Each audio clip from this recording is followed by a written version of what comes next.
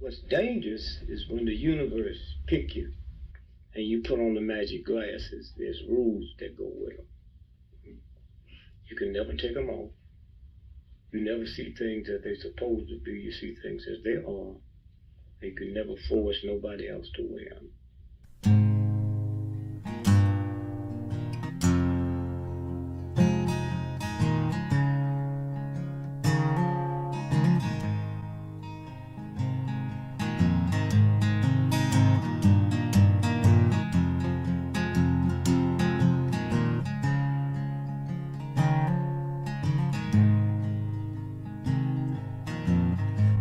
I think while I lie awake and contemplate tonight are wearing me out. Well, maybe tomorrow the world will wake and get it right, but I have my doubts, yeah.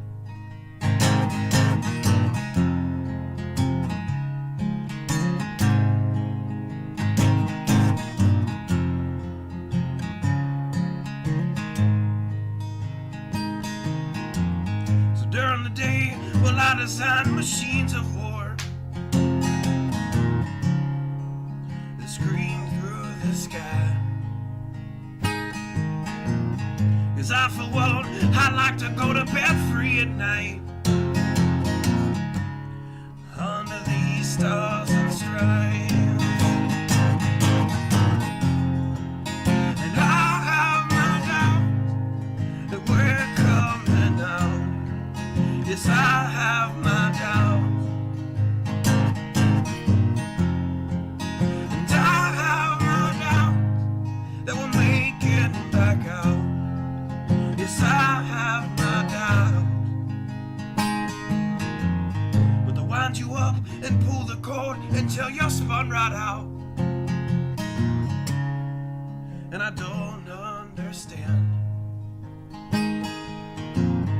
Roll the dice and raise the price to feed the machine's mouth. Call it the progress of man. And I have my doubt that we're coming out. Yes, I have my doubt. And I have my doubt that we'll make it back out. I have my doubts, so I'll drink my stuff and raise some hell and shoot my guns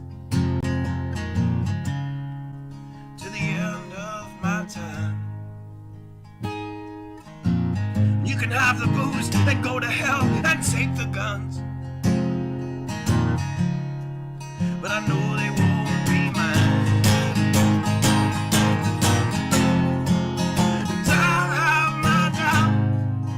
We're coming out. Yes, I have my doubts,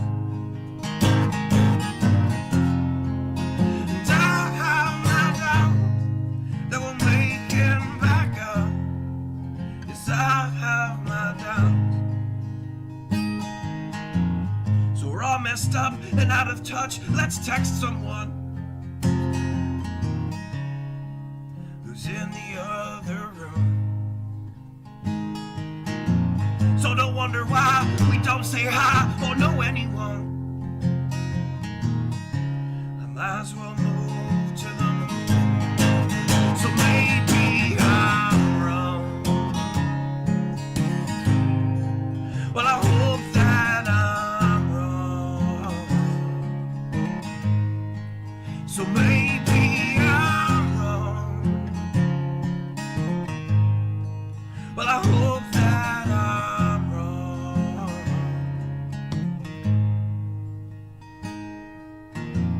Well, the things I think while I lie awake and contemplate at night are wearing me out. Good evening. Hope everyone's doing okay.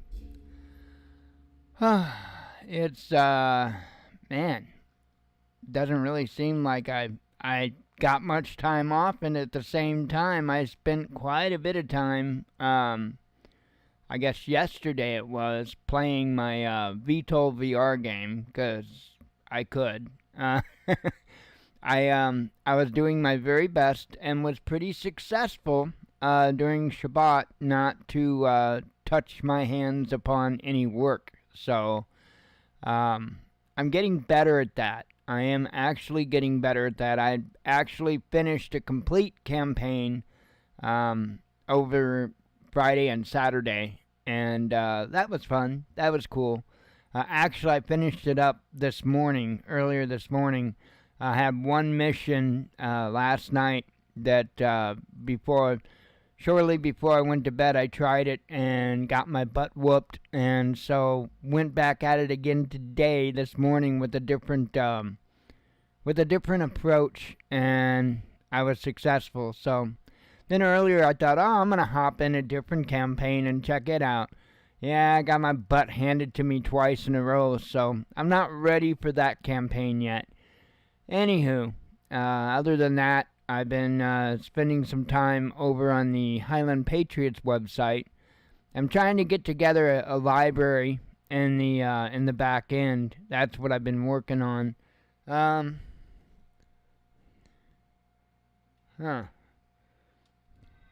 Excessive charging time. Avoid. Okay, whatever. I don't know why it's warning me. My tablet's warning me. Anyway, it didn't say anything about catching on fire, so we're good.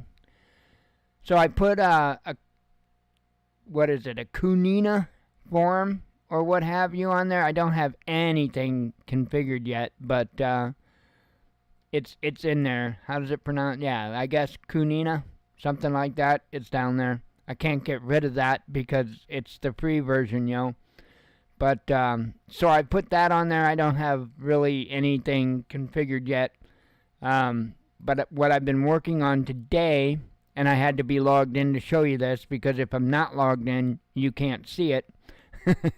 And that's because it's not done yet. But I'm putting together a preparedness library.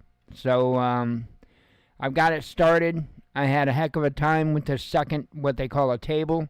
But I do have it working right now, and I will be going from there. So that's what I've been spending time doing. I've really been working as much as I can outside of Shabbat on getting this website together. And man, it is actually coming together quite nicely. So that's a good thing. That is a very good thing. Anywho, other than that, just been paying attention to the news. That was a horrific attack in Moscow. And, you know, I'm not buying the narrative that we're being sold. Because ISIS doesn't work like that. ISIS absolutely does not work like that. They are more prone to suicide bombings, period. This was much different. The individuals involved in this had a pretty good idea of what to do, and it was pretty well planned out. That was quite a bit of thought that went into how they perpetrated that. To go in, start attacking, start shooting the place up.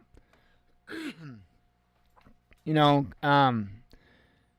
causing as many casualties as they could as they went in, and then lighting the place on fire. The reason why I say thought went into that is because there are a lot of individuals that once the shooting started, they would go find somewhere to hide. Well, that might prevent them from getting shot, but if the place was immediately set on fire, they would very likely burn to death. I think there was quite a bit of thought that went into that attack. more thought than what ISIS is prone to put into an attack, strapping some explosives on a vest and walking in a supermarket and blowing yourself up. That's pretty much their MO. This was different. Apparently, the perpetrators were caught near the Ukraine border. I think that really says a lot. I'm really surprised that Ukraine didn't light up more than what it did last night. I still have a lot of questions regarding that entire situation with Russia and Ukraine. The one thing that really keeps nagging at the back of my mind is, since when in a war you don't go after the leadership? I don't get that. I can guarantee you that Putin and Russia has the capability to find and neutralize Zelensky. No doubt in my mind. But it's not happening, and it's not even attempting to be a thing. So I have to question that. It's a very different kind of war. And maybe that's just the new way that they're doing things, but I don't think so. I still think there's more to it. We'll see. Hang on, coffee's calling my name.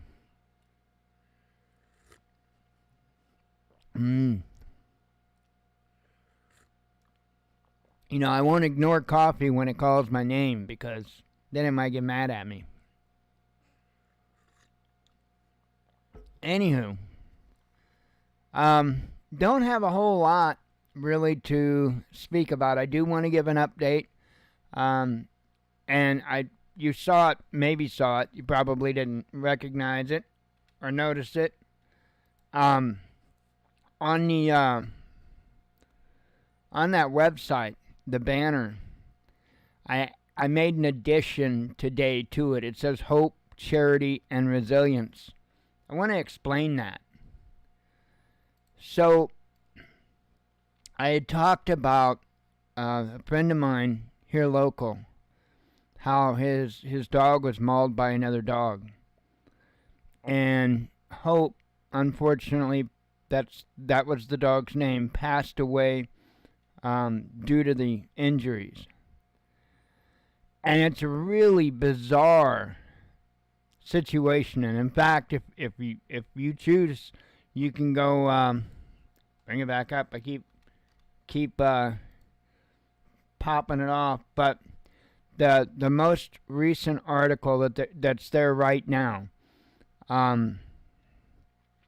there's an article here where it says Sarah Boyles, freelance journalist. I don't know if it's the second or two or exactly what that is. That's the link to her page. But where it says, rest in peace, Hope, you were such a good girl, that will link you to an actual Facebook post in which she did a very good job of going into rather deep detail to what had happened. So, as I was saying, unfortunately, Hope had passed as a result of her injuries. And it's really bizarre because it's like they're accusing the victim, and it just none of it makes any sense. And I don't get it. But there are a lot of great individuals in our community, and I believe that there will be many holding them to task on this, until something is done. This is just one more reason why I'm doing what I'm doing, and the reason why that banner says hope, charity, and resilience is because Hope was the name of the puppy that passed. However, there was an incredible person that had stepped up, and it almost seemed like it was meant to be. From my understanding, there was a veteran that was due to receive a Boston Terrier puppy. And apparently, that veteran had taken his own life before that happened. During the process, during the time that it was being processed. So the family of the veteran that had taken his own life had this Boston Terrier puppy and had stepped up and offered it to my buddy. And because of everything, the way everything unfolded, he named that puppy Charity. And so that's why the banner now says Hope, Charity, and Resilience. The first two words are actually the names of his dogs, and the last is the reason why we are going to see a change of guard. We are resilient. I know I'm resilient. I don't give up easy. I don't back down easy. Not easily intimidated. There has to be changes made. And I'm sure many other people could echo the same sentiments when it comes to their location, their local situation. The only thing I can say is if you're in the same kind of situation where things just aren't working out the way they're supposed to be in your town, in your community, then step up. Somebody's got to. Somebody's got to. Might as well be you. Step up and try to make a difference. Do everything within the confines of the, I would say confines of the Constitution, but unfortunately today we have much stricter guidelines that we have to remain within to be legal, right? So, because there are so many games that are played today. So you just have to play within the games. And that's exactly what we're doing. We're going to use knowledge and encouragement to fix this situation. We're going to use the knowledge of what people need to do, when they need to do it, how they need to do it. One central place where they can go and get that information. One central place that is not controlled by Zuckerberg or anybody else but moi. So I know, and considering that my host is not even in this country, I don't have to worry about it. And so that's why I'm putting up the forum. The forum's got polls that I can post and all of that, so it's going to be a great framework for exactly what we need to do. And the encouragement, the knowledge is what's going on, who's behind what's going on, good or bad, and then the encouragement to get engaged, to get out, and to make that vote. Because when you only have 600 some odd people show up to vote in a town of roughly 10,000, something needs to be fixed. And so there's a lot of wiggle room there, if you will, to do the fixing. So that's exactly what we're going to do. And just have to go from there. We'll start with that, though. But don't forget who my mentors are in this. Don't forget. And in fact, I had to watch the video today. And I don't know why, but it was set to private. Actually, I have it unlisted. Let me go and list it. Hang on. Let me go there and list it. And, because I set it to unlisted. Let me put it on public. Why it was private, I have no idea. Absolutely no idea. The video that I'm referring to, and I will, you know what? Maybe we can watch that. We're going to watch that. We're absolutely going to watch that. Let me put this in a different window. Let me put this in the regular YouTube window so it's full screen. So sit back. If you haven't seen this, man, this is, and I didn't ever personally meet him or anything else. But if I have any sort of person that I look up to on this earth, it's this man right here. And it's going to start out, there's kind of a moment to where you just see an image with words. In fact, I've got it playing already because it takes a bit. Kick back and just enjoy this. It's not real long.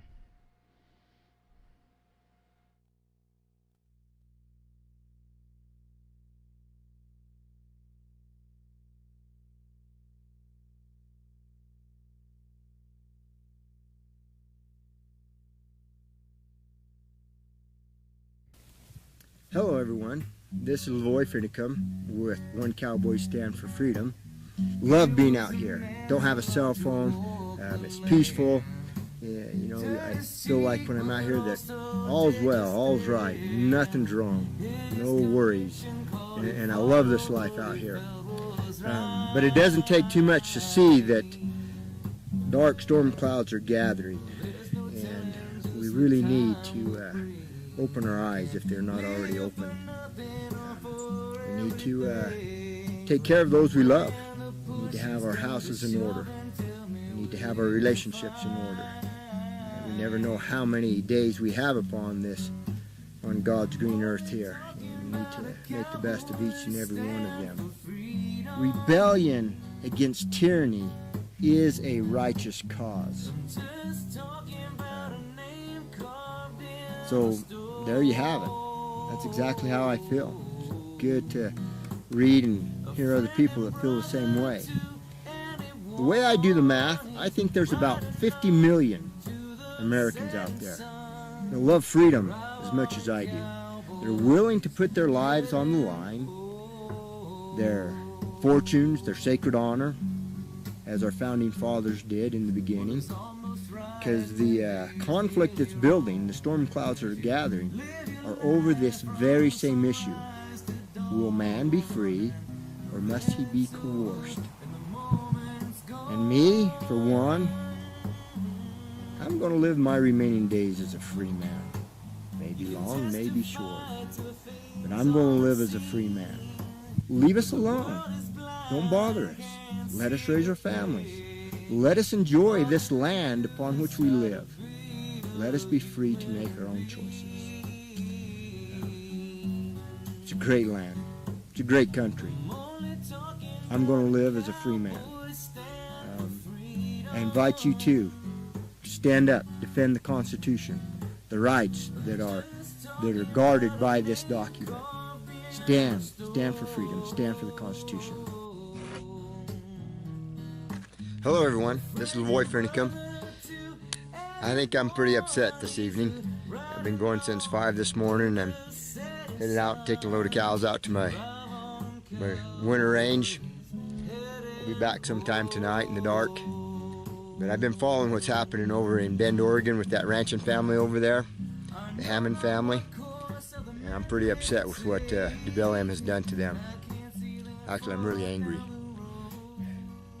They had a prescribed burn that was allowed, got off onto 100 acres, burned 100 acres of BLM. Just rangeland, you know, 100 acres. They'll come back just as green next year as ever. They threw him in jail. They fined him tremendous amount of fines. And now it looks like they're facing 5 more years in prison. These are real lives. These are real people. And by dang, I'm angry about it. America, how long are we going to put up with this type of stuff? You know, it's time to stop. You know, here in this area, BLM's good to the ranchers here. They don't have a problem here out on the strip. Some good, decent people there. But the question isn't, are they doing good? The question is, should they have the power to do good? If they've got the power to do good, they got the power to do bad. If they got the power to help, they have the power to destroy. They shouldn't have the power, period. Because look what they're doing over to that family, the Hammond family. It's outrageous. I'm pretty dang angry about it.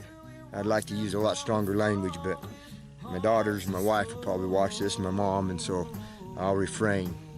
But dadgummit, it's got to stop. It's got to stop. BLM, here I am. You want to pick on somebody? Come pick on me. My cows are out here. You tell me you got to get them off. I'm not taking them off. You know, you want to play those antics with other people, harass them, destroy their lives? Well, here I am. You come pick on me. Come on, pick on me. And I'm not going anywhere. By darn, it's time somebody stands up and tells you to go fly a kite. Well, I'm kind of upset, as you can tell. Got a lot to do before I go home and get some dinner tonight, so we'll catch you later. Bye. Are you going to agree? Our freedoms are waning and we'll lose our liberty, slipping one by one until there's nothing left to see. Are you willing to stand with me? Are you just going to let it be? The ranchers are first, but brother, next it may be me. We all stand together or we'll hang separately. Are you going to the tree? Are you willing to be free? It won't get any easier to regain lost liberty. Strange things are happening in this land that once was free. So brother, I ask you, are you going to stand by me?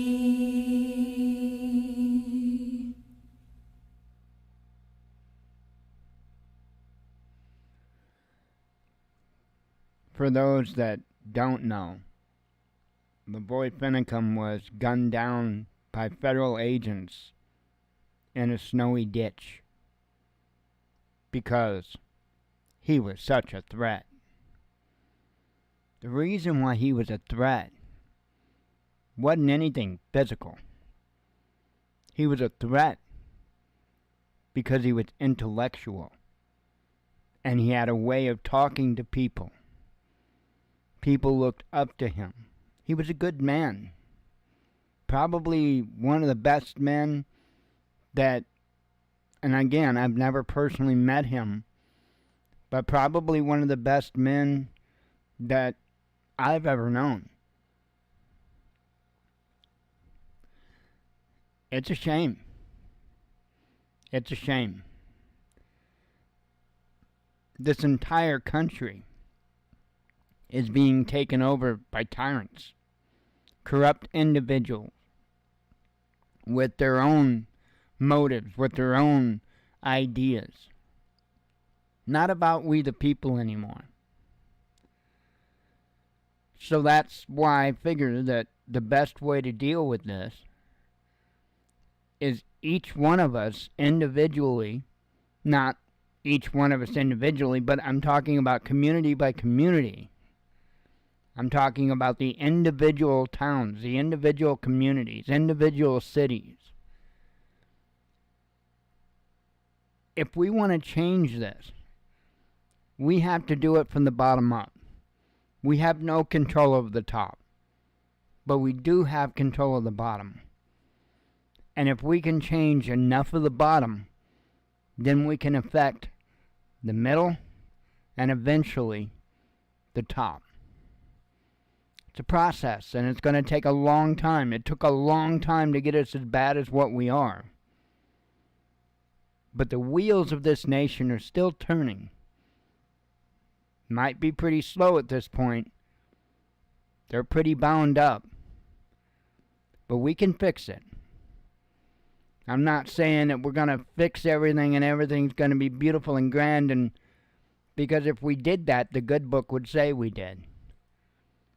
But at least maybe we can prevent it from getting worse.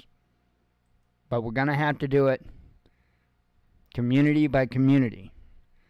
Before we can do that by community, we have to do that in our homes. We got to do it home by home by home. It's got to start at the bottom. And that starts with each and every one of us. Anyway, I ran across that video today, and it really reminded me of how much of an impact that he had on me. Hell of a man. Hell of a man. Anyway, now on to what we were going to speak about to begin with. Man, is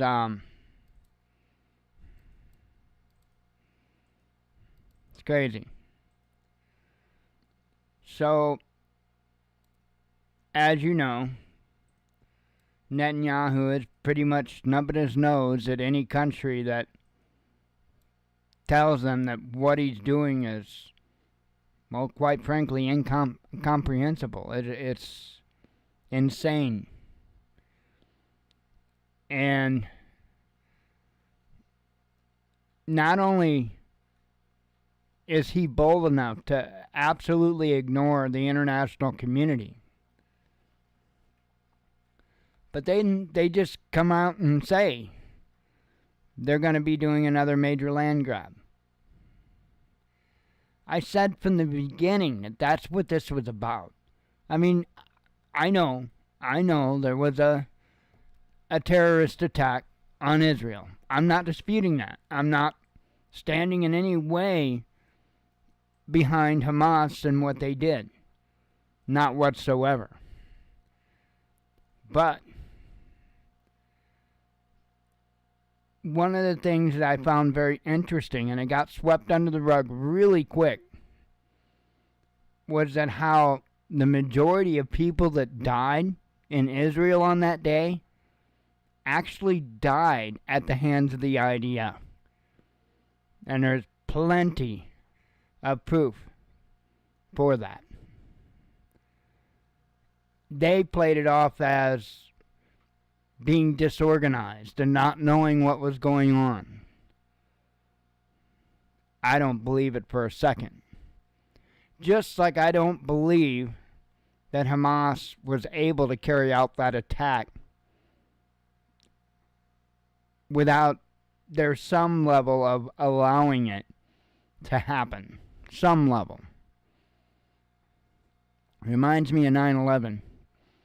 Really does remind me of 9/11. 9/11 was allowed to happen. There are just so many pieces of that puzzle that were purposely misplaced on 9/11. Pretty much anybody militarily that would be available to respond at a moment's notice was out on mission somewhere doing something, some kind of training, some type of exercise, but not there. Not there to do the job that they were put there for. So anyway, this says here the Israeli government has designated nearly 2,000 acres in the West Bank as state-owned land, in a move described by rights groups as the biggest land grab on occupied Palestinian territories in decades. The expansion of the Jewish settlements in West Bank is illegal under international law. In 2016, the UN Security Council described them as a major obstacle to the vision of two states living side by side in peace and security. Now, mind you, Netanyahu's been saying the entire time there will not be a two-state solution. Period.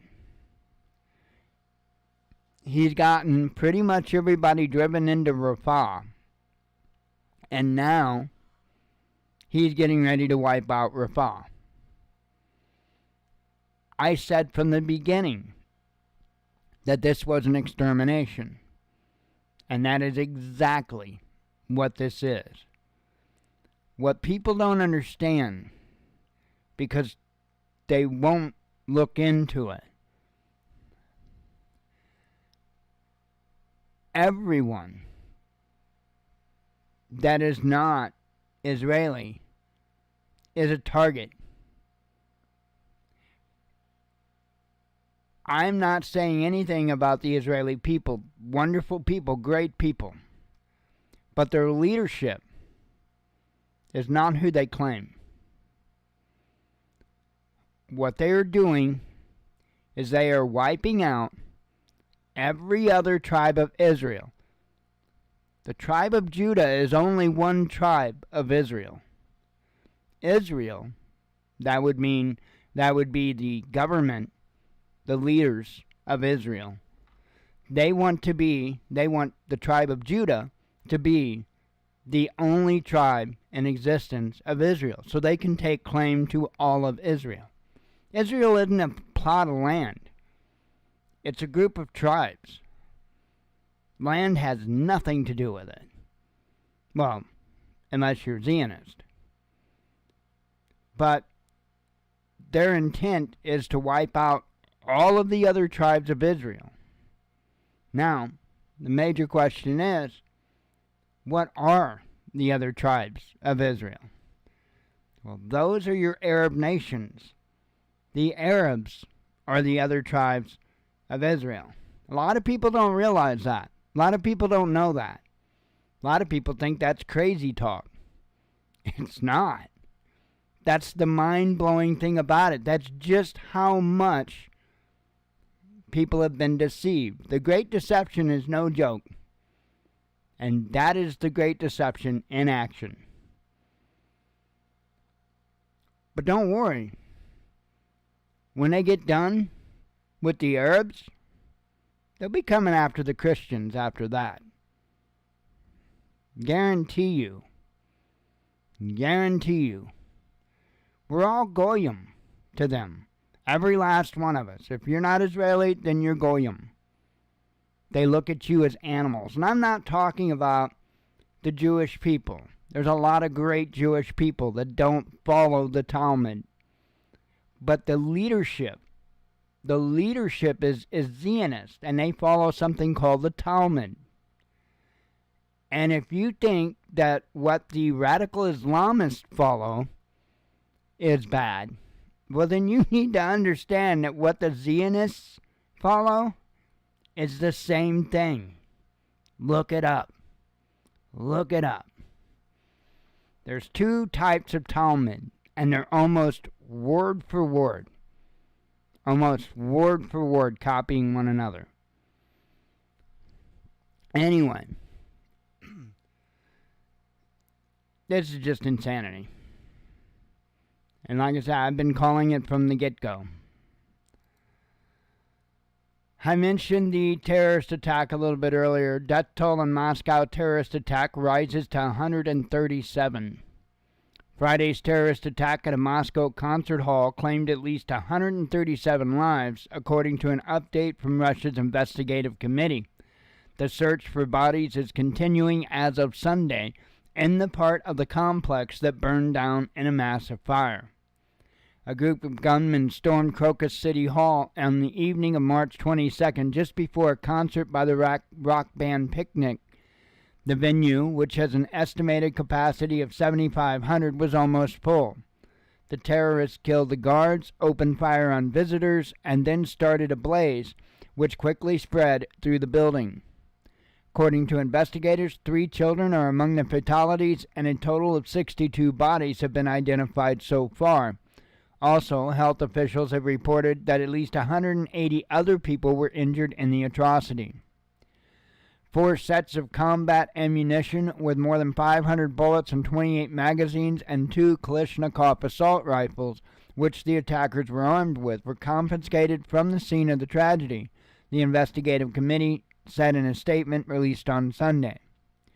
Officials added that the Makarov pistol and a magazine from a Kalashnikov assault rifle were found in a car, which the attackers used to escape. 4 men believed to be directly involved in the terrorist attack were detained on Saturday in Bryansk region, not far from the border with Ukraine. In total, Russia's Federal Security Service has reported the capture of 11 suspects so far. Again, that was insane. Definitely not orchestrated by ISIS.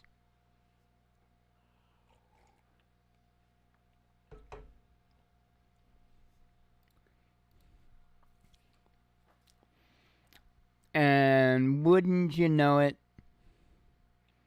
the U.S. Senate passes another budget bill averting a government shutdown. Let's see what they did, shall we? U.S. lawmakers passed a $1.2 trillion spending bill on Saturday in a long overdue action 6 months into the budget year that has narrowly averted a partial government shutdown. I'm telling you, government shutdown would be the best damn thing that could happen. But this is a game that they play to be able to get what they want. There is no fight with them. They're all in on this nonsense. What they got to do is keep you believing that there's a fight. The Senate approved the measure that will keep the U.S. government funded by a 74-24 vote. See? The bill has been sent to U.S. President Joe Biden, who has reportedly indicated he would sign it into law. Of course he will. Senate leaders spent hours on Friday negotiating a number of amendments to it that were ultimately defeated.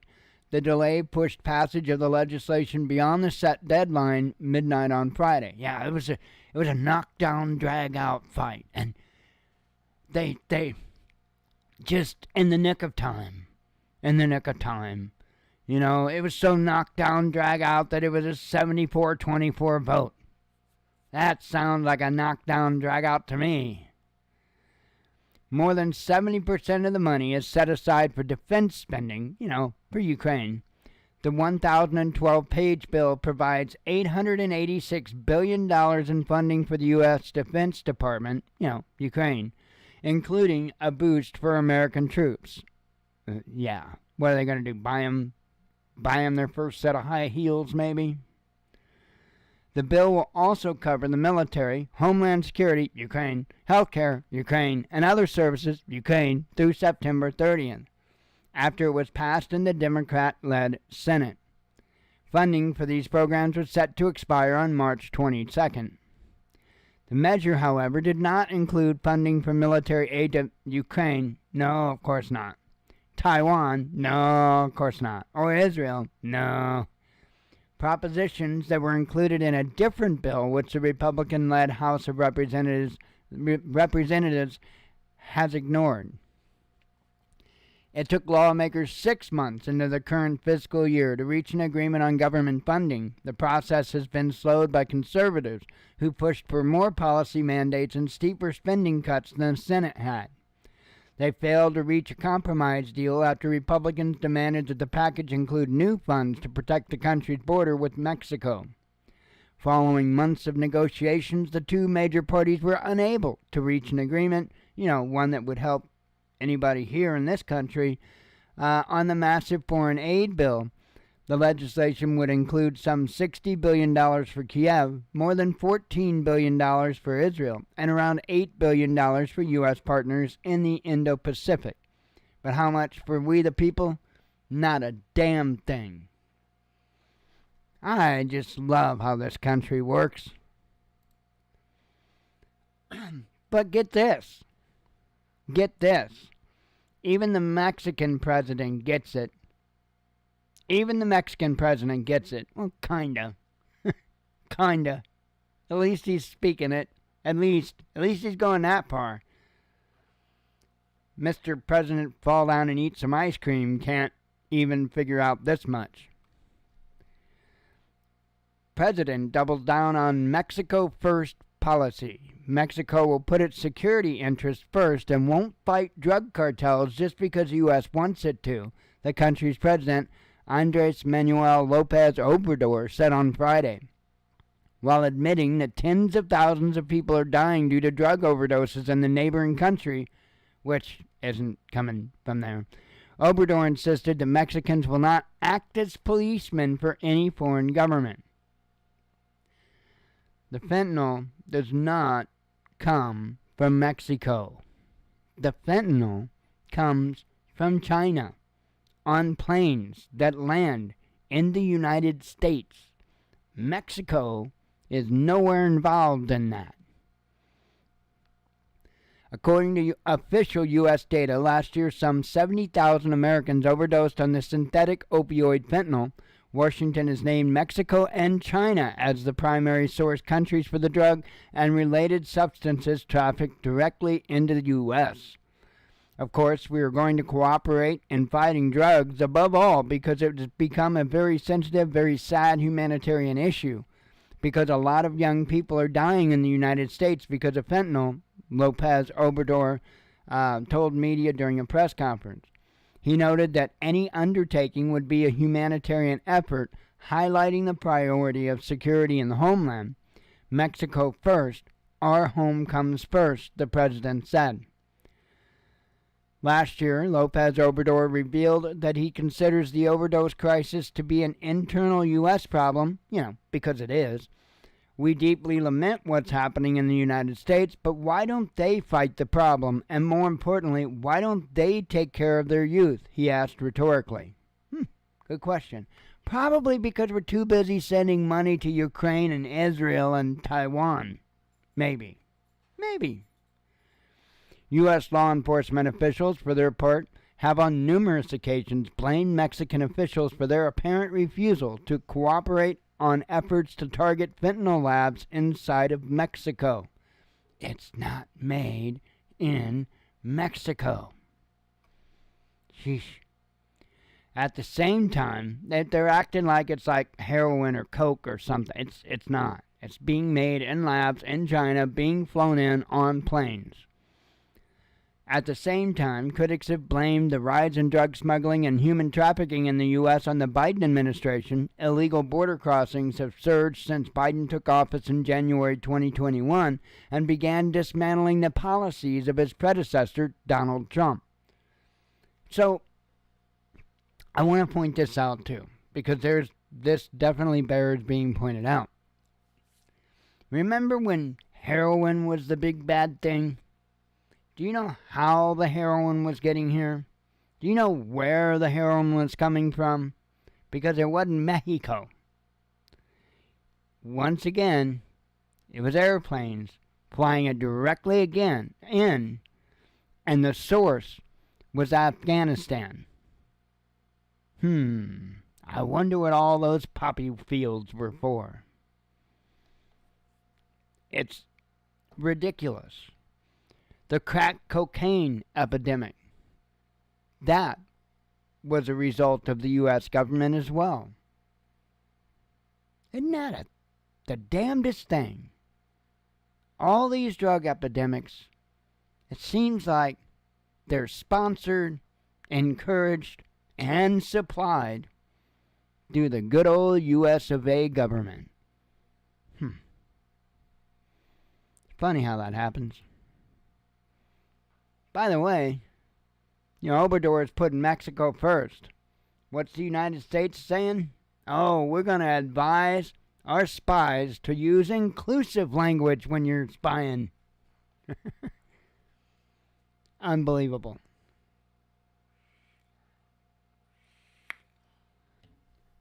Unbelievable. The U.S. intelligence community's Diversity, Equity, Inclusion, and Accessibility Office has released a new internal newsletter featuring recommendations on the language that their security personnel should avoid in their work, Fox News reported on Saturday. The document urges against using words such as blacklisting or cakewalk and highlights the benefits of cross-dressing for an intelligence officer's work, the broadcaster said. I mean, seriously? I mean, come on. It is unclear when exactly the document titled Words Matter, The Importance of Words was published, but Fox News reported that it was initially obtained by the Daily Wire through a public information request. The paper was produced by an agency within the Office of the Director of National Intelligence, a cabinet-level position overseeing major spy agencies, including the CIA and several military intelligence services. The newsletter features a total of 6 articles that speak to inclusivity more broadly, exploring gender identity, advances in accessibility, and diversity in leadership, according to Fox News, which was able to review the contents. The first piece reportedly covers intelligence training and presentation materials that conflate Islam with terrorism and detail efforts aimed at weeding out problematic language that is offensive and alienates our Muslim American colleagues. A separate article in the newsletter was said to be dedicated to the experience of an unnamed male intelligence official who admitted to cross-dressing and claimed it had enhanced his professional skills. I think my experiences as someone who cross-dresses have sharpened the skills I use as an intelligence officer, particularly critical thinking and perspective-taking, according to the unnamed author. Nobody would go near him. He could, spy on anything that he wanted to because nobody would even go near him. Another piece dealing with the linguistic, and I can't even say it, diversity, suggested that intelligence officials should get rid of what it calls biased language. The list of terms to be avoided include blacklisted because it supposedly implies that black is bad and white is good, as well as sanity check, as it is said to imply that people with mental issues are inferior to others. The ODNI, yeah, I did say that right, confirmed its efforts to build a diverse and inclusive workforce. To Fox, adding that DEIA office distributes a quarterly magazine on the issue to each of the U.S. intelligence agencies. Oh, jeez. The document drew some criticism from U.S. lawmakers and intelligence community veterans. Senator Tom Cotton, an Arkansas Republican, said told Fox News that intelligence officers should spend their time finding terrorists, not worrying about whether or not they will offend them. Jeremy Hunt, a former Army intelligence officer and the head of the advocacy group Veterans on Duty, warned that such language would lead to lower quality, imprecise, and confusing intelligence reports. That's pretty much the idea, I think. A similar DEI paper that was also made public in November 2023 triggered an inquiry by 2 members of Congress after the Daily Wire, which was also to be the one to break the news at the time, described it as endorsing blatantly left-wing views on race and sex. I mean, I don't get it. I mean, you only do this kind of stuff if you absolutely want to destroy any integrity at all. And that's why they're doing it.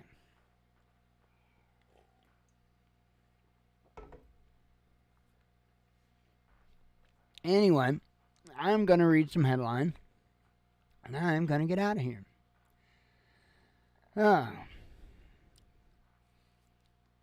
Let's see. Transgender teen sent to prison for killing 12-year-old girl. U.S. destroyed anti-terrorism cooperation, says Moscow. Video shows first minutes of deadly Moscow terrorist attack. President doubles down on... I covered that. Israel summons Turkish envoy after Erdogan's "send Netanyahu to Allah" remark. Not a bad idea. Death toll in Moscow. Terrorist attack rises. Oh, I covered that one. Sorry. Russia mourns concert hall terror victims. NATO's illegal 1999 bombing of Yugoslavia is a huge tragedy, says Putin. A hero teen helps over 100 to safety during Moscow terrorist attack. Kiev bar mocks Moscow concert hall attack. Suspects in Moscow concert hall attack brought before court. Yes, I know most of the headlines are to do with that. Macron obsessing over personal security amid Ukrainian conflict. Poland summons Russian envoy over missile incident. So Russia shot a barrage of missiles at Ukraine's infrastructure once again, majorly targeting the energy infrastructure. And apparently, supposedly, for like some 30-something seconds, one of their missiles had flown into Polish territory. So, and that's it. That is it. There wasn't much today, and as you could tell, most of the headlines had to do with Moscow. So, anyway, I am gonna boogie, and God willing, we'll be back tomorrow. So, hope you all have a good evening. Hope to see you tomorrow. Thanks for coming tonight. As always, God bless you. We love you. Be one with your spirit, and shalom.